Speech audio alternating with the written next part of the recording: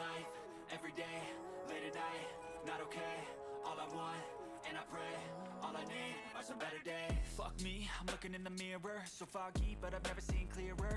I don't really think anyone can save me, and honestly I'm not really sure I want saving. I like to be my own worst enemy. There's no risk if you don't try at anything, so I'ma just keep buying everything. See you in the next life, hope to be a better me. I don't think that my head's on straight, gotta flip it and grip it and go and get an x-ray.